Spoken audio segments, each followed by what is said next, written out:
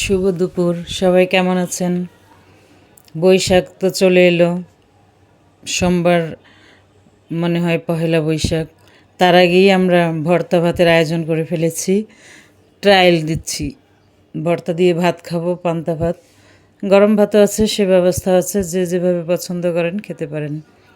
তা মজা করলাম। যাই হোক, আজকে দুপুরে আমি ভর্তা ভাত করেছি। এখানে দেখতে পাচ্ছেন 2 রকম চ্যাপা। একটা হচ্ছে চ্যাপা শুটকি, আর একটা হলো আমাদের দেশে বলে এটাকে ফাইসা মাছ। এখন অন্য এলাকায় কী নামে জানে আমি জানি না। এই ফাইসা মাছের চ্যাপাটাও ভীষণ ভালো হয়, এটার স্মেলটা খুব সুন্দর। তো এই চিংড়ি মাছ নিয়েছি। আজকে 3 রকম ভর্তা বানাবো।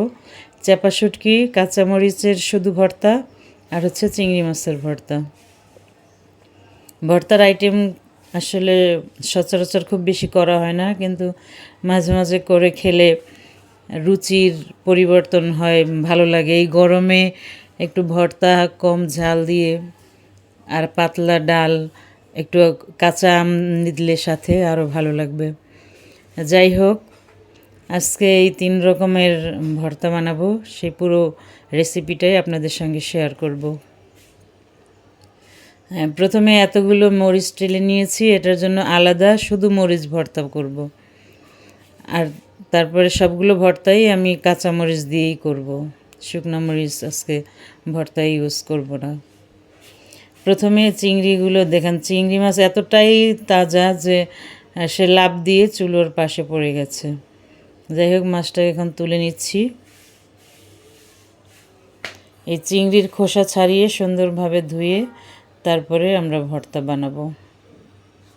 চিংড়ি মাছগুলি বেশ বড়, ছোট চিংড়ি আসলে নেই বাসায়। ছোট চিংড়ি দিয়ে নর্মালি বেশিরভাগ তরকারি করা হয়, শাক ভাজি টাজি করা হয়। এজন্য চিংড়ি মাছটা আসলে ছোট চিংড়িটা বেশি একটা থাকে না। তবে ছোট তাজা দেশি চিংড়ি মাছের ভর্তা খেতেই বেশি মজা হয়।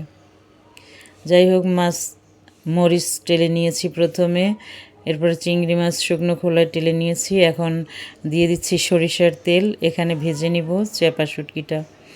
আজকে শুধু এই ফাইসা মাছের চ্যাপাটাই ভর্তা করব।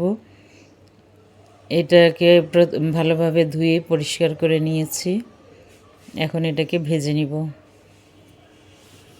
শুটকি ভর্তা আসলে কার কার পছন্দ? আমার ভর্তার যে কোনো আইটেমই খুব পছন্দ, তবে শুটকি ভর্তা হলে তো কথাই নেই। শুটকি ভর্তা রান্না, আগে আমার আম্মা বেগুন দিয়ে শুটকি ভুনা করতো, একদম কোনো রকম পানি দিত না, তেল তেলে করে, এত মজা লাগতো, খুবই ভালো লাগতো।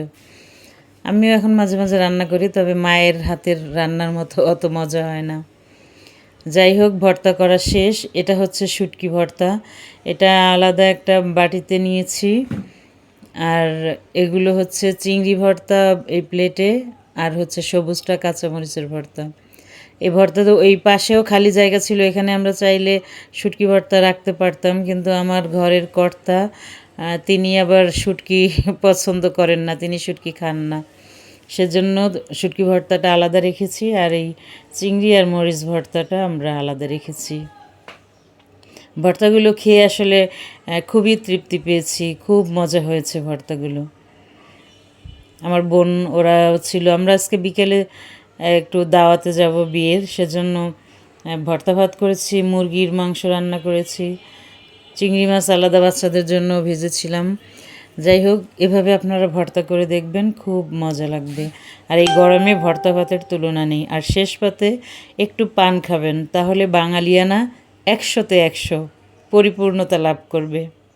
সবাই ভালো থাকবেন। সবাইকে নববর্ষের শুভেচ্ছা। শুভ নববর্ষ।